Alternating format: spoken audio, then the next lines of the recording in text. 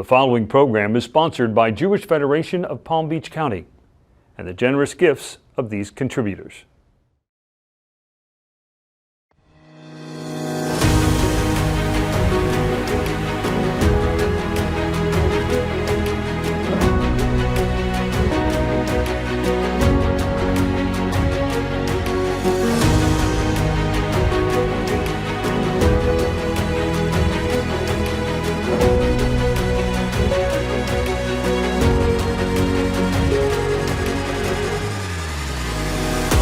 Thank you for joining us for our 44th season of Mosaic. I'm your host, Susan Schulman-Pertnoy. Mosaic is Jewish Federation of Palm Beach County's weekly news magazine, exploring the most critical issues facing Jews here and around the world. Today, we're taking on the topic of education, specifically our duty to make sure that all students' needs are met. Our guests are author and education advocate Jonathan Mooney, whose personal struggles to get an education led to his incredible advocacy. We'll also hear from Robin Hurwitz, who leads our Federation efforts to develop educators throughout our community. We'll be right back.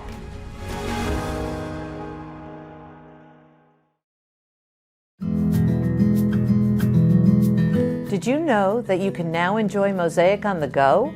Listen to the Mosaic podcast by scanning the QR code on the screen or find it wherever you listen to podcasts.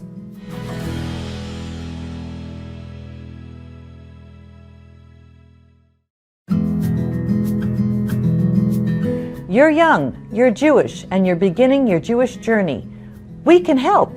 We've collected the resources you'll need in one place. Visit jewishpb.org and search Jewish Teen Initiative to learn more.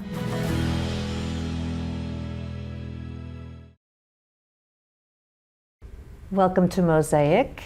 Joining us today is award-winning author, entrepreneur, and advocate, Jonathan Mooney. Jonathan, welcome to Mosaic. Oh, thanks for having me. It's a pleasure. Your story is so unique.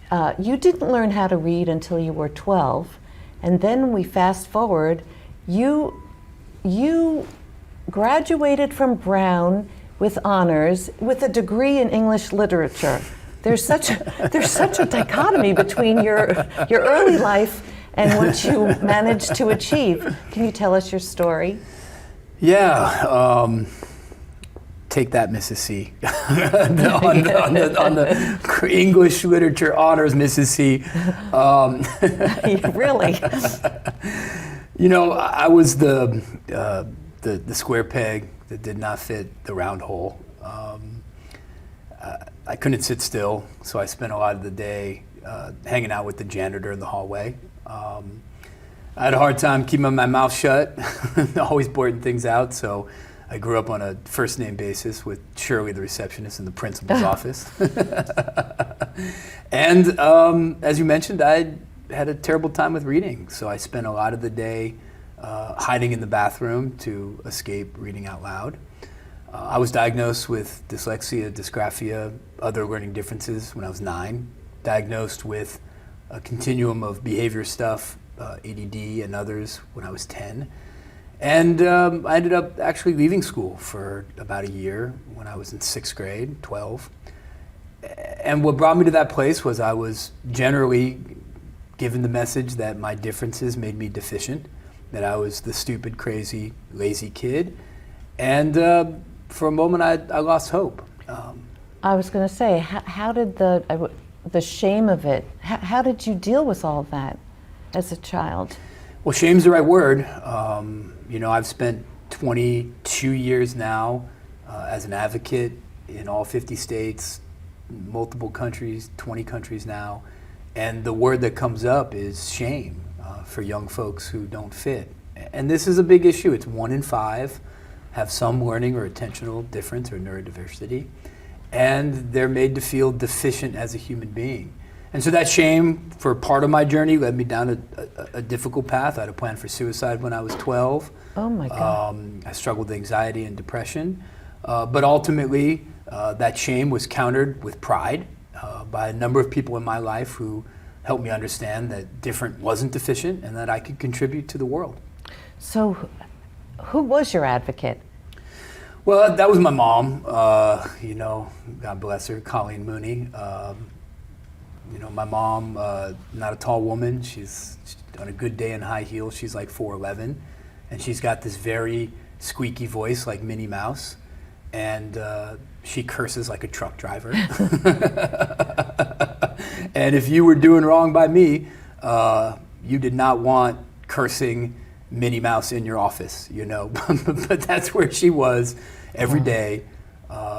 She believed in me, she advocated for me, and most importantly, she taught me to advocate for myself. Wow.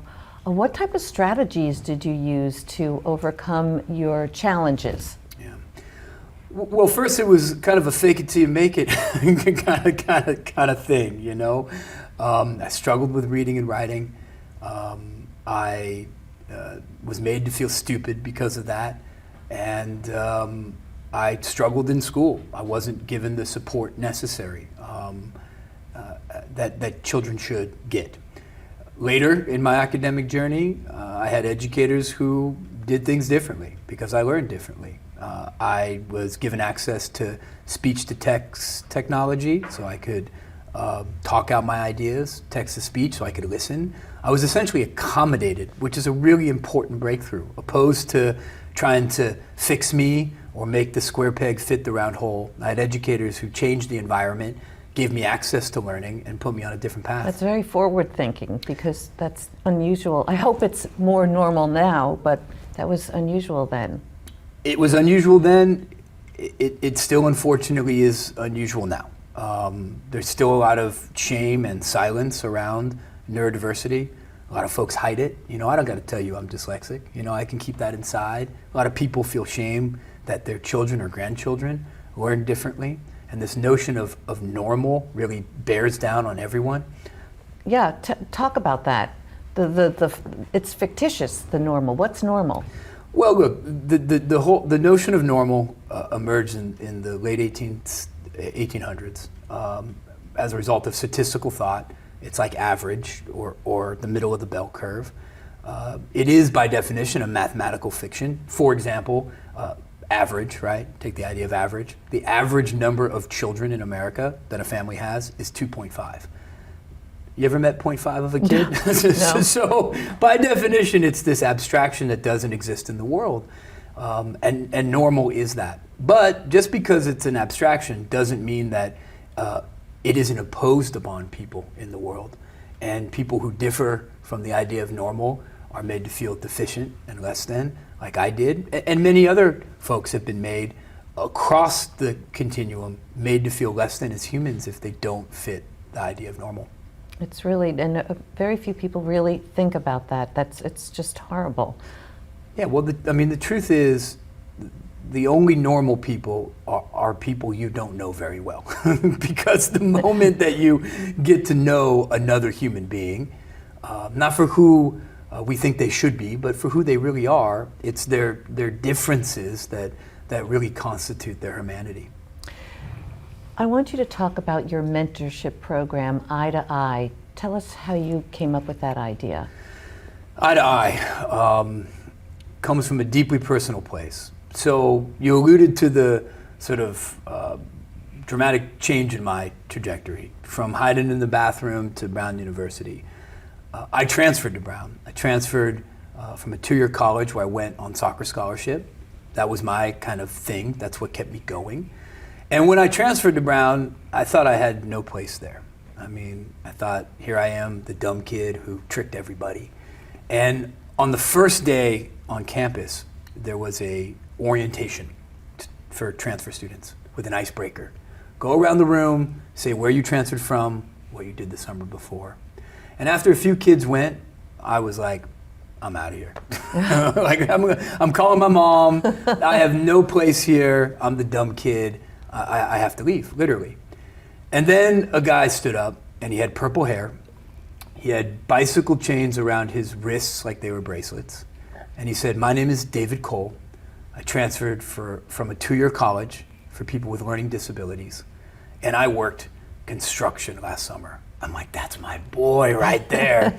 And I went up to him afterwards, and he was the first person I had ever met who was out and proud about his learning and attentional differences. And he changed my life. He made me feel I wasn't alone. We wrote a book together as undergraduates at Brown about our stories. And it was his mentorship of me Wow. that put in my mind the idea of us mentoring others. So Eye to Eye takes college students with neurodiversities, matches them with children. It's not a tutoring program, mentoring program, community building program. Give a young person hope that they're not alone and that they can have a bright future. Wow. And now it started in Rhode Island. Correct. And now it's throughout the country? Yeah, it started as a 5-person public service program in Providence, Rhode Island. It's now run by one of the first mentors, a wonderful advocate named David Flink. And it's all around the country, making a difference for kids. Jonathan, this is a great place to take a break. We'll be right back after this brief message. Coming up next, more from Jonathan Mooney on what can be done to help students with learning differences. We'll be right back.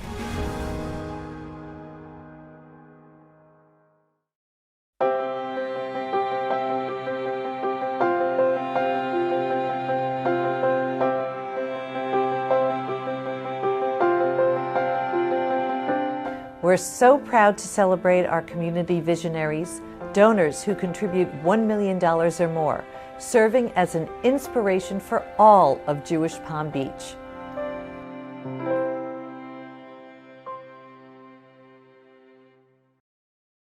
Anti-Semitism isn't Hitler and the Nazis and the gas chambers and history. Anti-Semitism is here in our communities.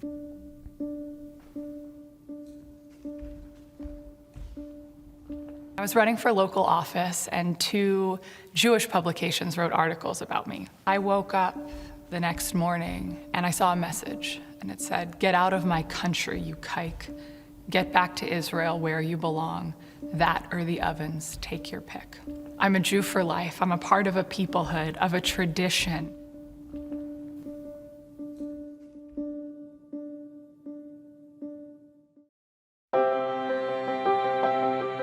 Do you have a college or high school student in your life?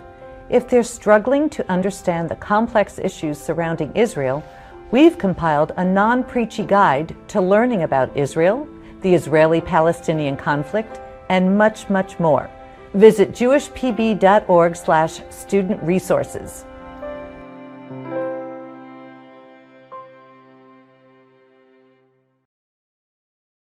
You talk about disability is a cultural construct. What does that mean? Look, the natural state of human beings is to vary in our brains and bodies. When you really spend time with humans, we're all across the map, right? We're on a continuum of cognitive and physical differences. So that's a fact in the world. Disability occurs when our environment privileges some brains and bodies and impairs other brains and bodies. A perfect example of that is I'm dyslexic, right? Right now, I am not impaired or limited in any way because we're talking, right? Right. If you would have asked me to write down every single thing that I had just said, all of a sudden I would have been disabled by this experience, opposed to enabled. So that has nothing to do with me. I'm the same person. It has to do with the environment or the social context around people. So we have a choice as a society, in schools and beyond. Do we design our experiences for the reality of human embodiment and enable as many humans as we can? Or do we privilege this notion of the normal brain or body, which then disables people who don't fit it? So disability as a social construct is a real insight that we have agency and control of how we include or exclude humans, and we can do better. And my work is about advocating for all of us to do better. And what specifically are you involved in right now to foster this? Well, my work is really twofold. One, help folks think differently about folks who live and learn differently. And I advance that primarily as a writer. And so the most recent book, Normal Sucks, subtle title, I know, subtle title, is all about helping us reframe who we call normal, who we don't. And then beyond that, I spend my life out with community, in schools, in professional environments, supporting teachers, supporting administrators, supporting folks who build systems that can either enable or disable, exclude or exclude. And part of that work is within the Jewish community specifically. That's why I'm here in Palm Beach, to support the Jewish Federation's commitment to making sure Jewish education isn't for some, but it's for all. Speaking of that, I'm very proud of our Jewish Federation. We have something called the YAD program, which is Sunday school for people who learn differently from age 4 to 22, and it's been in existence for over 20 years. I think that's something very prideful. And I'm asking you, how you go all around the country, how many federations, excuse me, support something like this? You know, I've been really honored and blessed to be a part of the Jewish community's commitment to inclusion. It's personal for me. I have 3 boys, Max, Leo, and Ezra. All 3 went to Jewish preschools. The 2 who are of age were bar mitzvahed, and my 2 go to a Jewish day school in Los Angeles called Milken. I am the most Jewish Irish Catholic you will ever meet. I get honorary membership, I hope. And I've also supported multiple religious schools through an organization called Matan around the country, who are trying to make Jewish values, Jewish education inclusive and accessible. So many entities in the Jewish education ecosystem are working on this.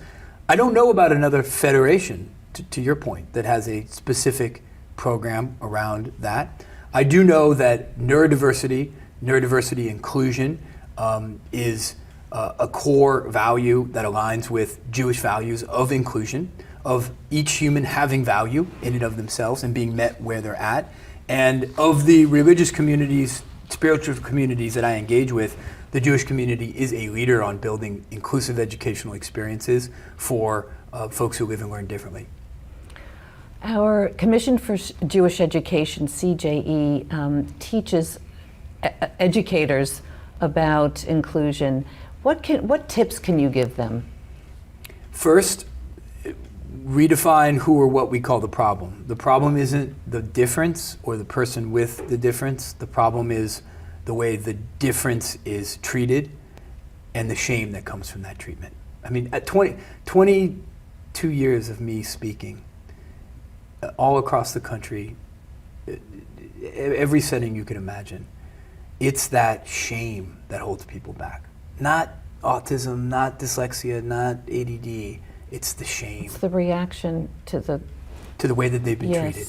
So we reframe the problem. It's not the person, but the environment around the person.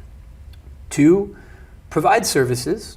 Services matter, reading services, tutoring, remediation. But what goes hand in hand with that should be accommodation. Change the environment and not the person. That's the core insight of the inclusive education movement. And the good news is, when we change an environment to accommodate Jonathan or a young person with autism, that benefits all students, because we all learn differently. Whether we have a diagnosis or not, we can all benefit from an environment that recognizes the centrality of learning diversity to the human species. Absolutely. Oh, thank you so much for joining us today. Oh, it's been my pleasure. Thanks for having me. Coming up, we'll hear how Federation works to develop educators all over the Palm Beaches. That's next on Mosaic.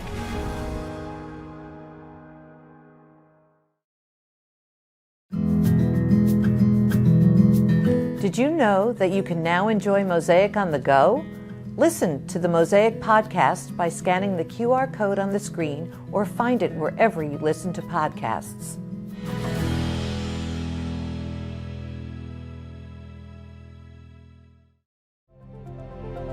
You have the power to do good that goes everywhere.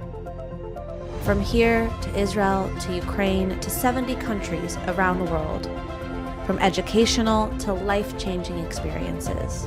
from lonely to connected, from afraid to strong. But that good goes beyond our city. Your gift drives connections and awakens identity. From devastation to reimagination, from tragedy to support, your gift transforms leaders from being a solo visionary into being a catalyst for change. And while you're watching this, your gift is making its way from North America to impacting people around the world.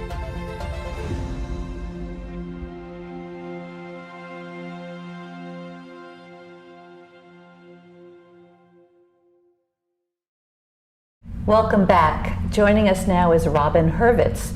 She's the Director of Teacher Development and Student Services.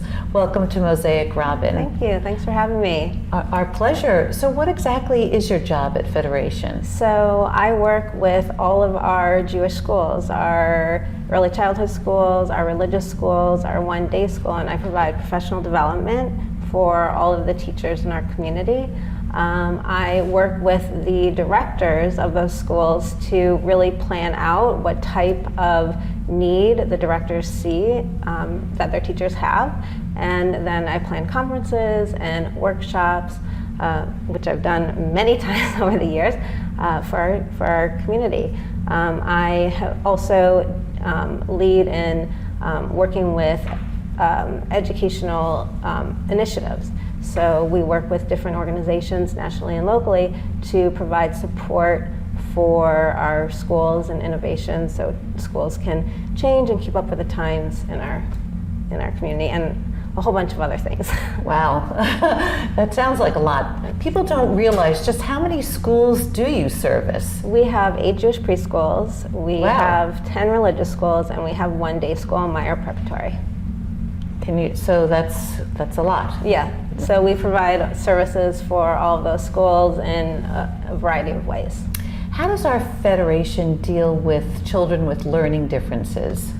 For a long time now, we have supported and have implemented a school, the J.N. Summers Yad Hebrew School for students with differing abilities, and we have for 20 plus years have run the special needs school. It is a Sunday religious school. It's for ages 4 to 22, so we go with the public school system, and we provide students with all different types of learning needs, Jewish education, and we also provide awareness, different services for our schools, inside the schools, and around the community for really making our community more inclusive. So just clarify something for me. So your YAD program is in one particular school, or you have it in many different temples? We'd like to continue what we do with YAD in different parts of our community, but this year actually we've done something which we haven't tried before.